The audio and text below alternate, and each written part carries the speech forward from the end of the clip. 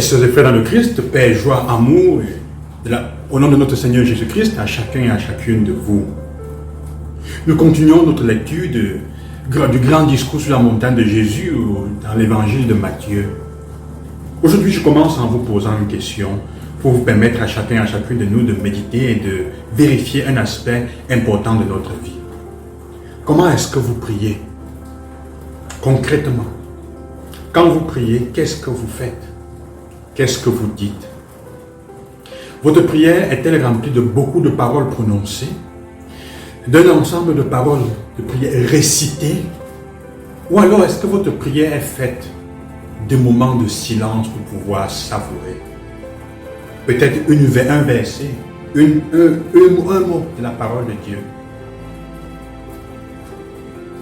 L'évangile de Matthieu chapitre 6 aujourd'hui nous parle en effet de cette dimension. Jésus qui nous enseigne à prier. Et il nous enseigne à prier en nous enseignant une prière. De notre Père. De notre Père. Quelqu'un dit en effet que c'est la prière la plus parfaite parce qu'elle comporte tout. Elle est l'exemple de ce que je vous disais, d'adoration, de remerciement, de demande, d'offrande et de repentance. Et il faudrait aller fouiller, on trouverait tous ces aspects. Le texte nous dit, lorsque vous priez, ne rabâchez pas les paroles comme les païens, qui pensent qu'à force de parler, ils seront exaucés.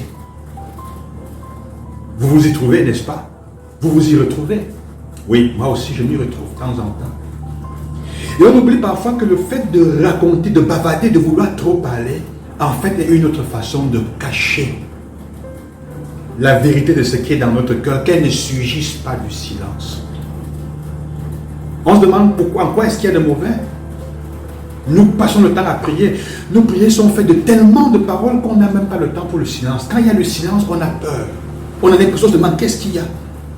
Prenez seulement l'exemple de la messe, comment est construite notre messe. Combien de nos Eucharisties le dimanche, on prend le temps du silence, alors que dans la rubrique de l'Église, il dit le silence est important et fait partie.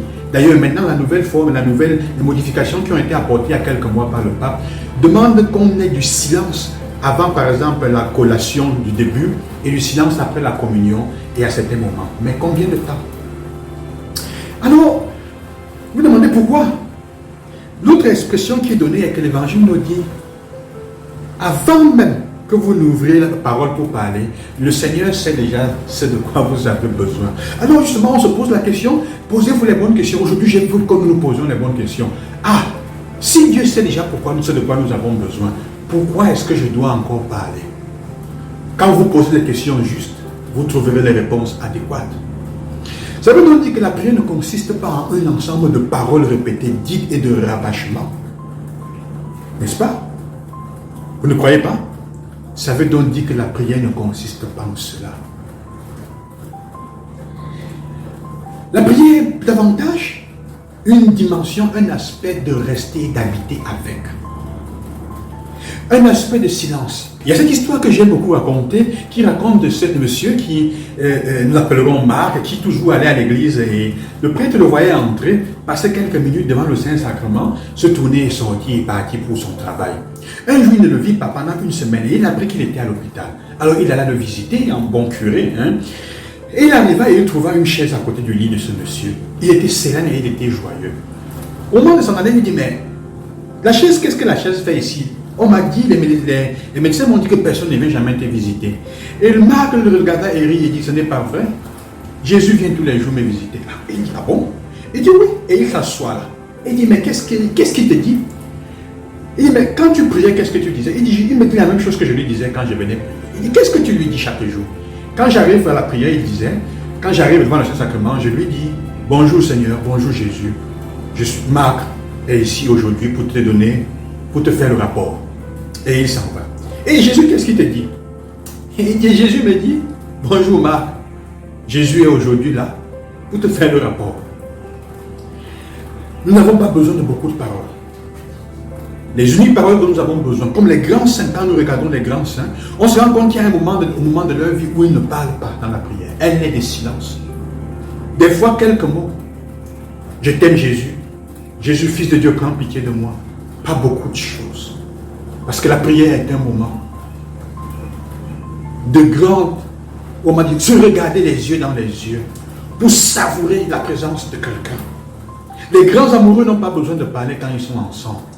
Ils n'en ont pas besoin. Dieu sait déjà de quoi tu as besoin. Mais toi, est-ce que tu sais profondément de quoi tu as besoin? Est-ce que tu sens et tu es capable d'accueillir? La prière, c'est à ça. La prière, c'est à cela. Mais à la fin, Jésus nous dit, tu ne peux pas prier si tu continues à rester dans ton ressentiment. Tu ne peux pas prier en vérité si tu continues à ne pas offrir le pardon. Tu ne peux pas prier en vérité si tu n'es pas capable de tendre la main pour effacer les erreurs. Tu ne peux pas prier. C'est seulement quand tu as trouvé la sérénité du pardon, parce que ça te remet dans un état de, d'amour avec toi-même, que tu peux vraiment prier. Et paradoxalement, pour trouver la possibilité de pardonner, il faut commencer à s'asseoir devant le Seigneur pour lui demander la grâce de libérer notre cœur. On ne peut pas trouver la possibilité de pardon en s'éloignant de Dieu. C'est ça la prière. Alors chacun et chacune de vous, nous sommes invités à apprendre à passer ce temps de silence, en lisant une parole de Dieu, en laissant qu'elle nous gagne, qu'elle entre dans notre cœur, qu'elle nous dérange, qu'elle nous provoque, qu'elle nous purifie. Il ne s'agit pas de bavarder beaucoup. Parfois quand on bavarde beaucoup, c'est parce qu'on fuit, on s'échappe de soi-même et des vraies questions qui vont se poser en nous. Si tu as humilié quelqu'un et tu vas prier, tu vas commencer à bavarder parce que tu as peur qu'en lisant la parole du Seigneur, n'insulte pas ton frère, il va te poser la question. Tu as insulté tel esprit, tu t'es déjà réconcilié. Alors on commence à trop bavarder. Et ainsi vous pouvez trouver beaucoup d'exemples. Que le Seigneur vous donne la grâce d'apprendre de cette prière. Demandez-vous, le Notre Père, il nous a enseigné pourquoi. Si c'est le modèle de prière, avez-vous jamais pensé de prendre chaque partie et d'y réfléchir? Faites-le, essayez. Que Dieu vous bénisse et qu'il vous accompagne. Lui qui est l'amour par excellence, l'amant. Et que nous puissions prier en vérité. Loué soit Jésus-Christ à demain. Que Dieu vous bénisse.